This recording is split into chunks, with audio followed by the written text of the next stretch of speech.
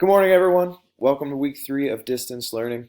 I'm going to try and post a video like this each week, and I'm going to try and make things as clear as possible for you. I hope you're doing well in your respective bunkers. I hope that you're staying safe and you're not dying of boredom.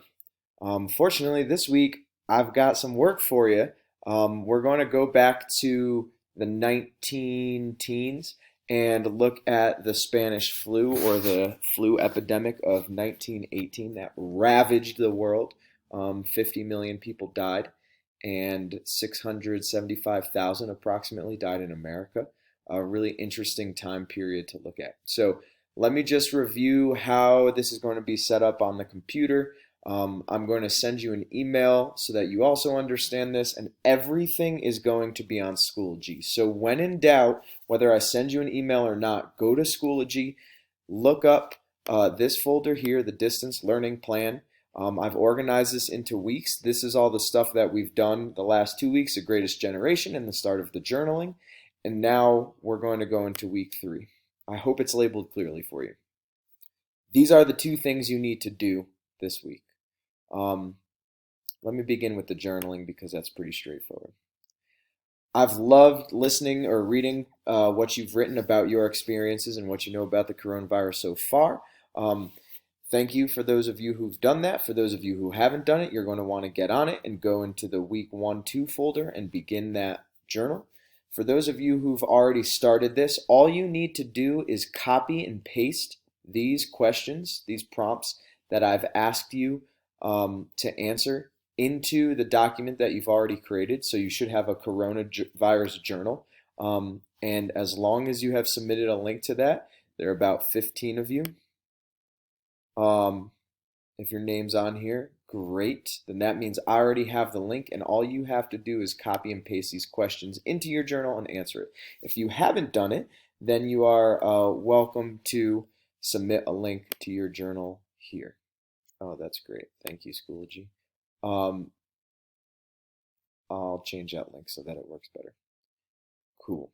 All right, so that's journaling. That's like a little side project we're working on, so we have some type of document created ourselves for the future. Now, this is where the bulk of the work is this week. It's the primary source and webinar. Everything is due on Friday at midnight. You'll be submitting it here in Schoology. So please don't email me stuff. If you email me things, it all gets confused and I can't keep track of it. So submit it here to the submissions page. All right, here's the document. Here's what the assignment is. And you can read this yourself. I've blocked it out into 3 days that I think are totally doable. There's some background information on the flu pandemic. There's a little bit of historical context.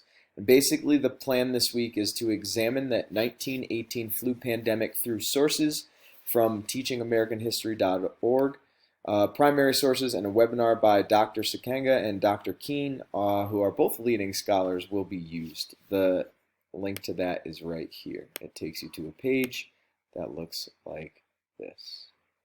Teaching American History. They've got their webinar posted, and then they've got 1, 2, 3, 4 different primary sources. So on Monday, today, or Tuesday, depending on when you have class or when you can get this done, you are going to analyze 2 of the 4 primary documents. So only 2. You just need to analyze 2. On Wednesday, you're going to watch the first half of the video and answer the level 3 questions, and on Thursday, you're going to watch the second half. So I've broken it down into chunks that I think are doable, I think are digestible. If you are facing challenges such as watching siblings or working a lot, let me know. Let's talk about it. Some of you already have. I want to be understanding of how much time you have available and the real life responsibilities that you're taking on. So let's talk. All right. All of this is due on Friday, April 3rd, midnight. Each of the assignment days starts on its own page. So here's Monday, March 30th, or Tuesday, March 31st. You need to pick 2 of these documents. and then analyze them. And I've given you all of the analysis that you need to do. So you'll click on one like Ernest Gibson's account. This is a man who was fighting in World War I at the time from Vermont, and he explains how the troops were leaving the country, heading over to Europe, and the flu really hit his crew. This is an excerpt from Catherine Ann Porter. She was a novella. She talks about her experience through the lens of a young female journalist who meets a soldier, and it's based loosely on her own experiences during the epidemic. So she breaks down some of the experiences that she had during 1918. It's kind of interesting because she reviews what occurs years later. A lot of people after the influenza or after the flu epidemic of 1918 kind of forgot about it and moved on. And she was, it really struck her as a very important moment in history. So her writing is fascinating. This is a directive from Washington, D.C. And in Washington, D.C., they were sending out information about this flu, trying to educate the people. It's actually really interesting because you can compare it to what they tell us and what they know about the flu today. And some of these things are still very true. Keep out of crowds, do not travel by railroad unless absolutely necessary.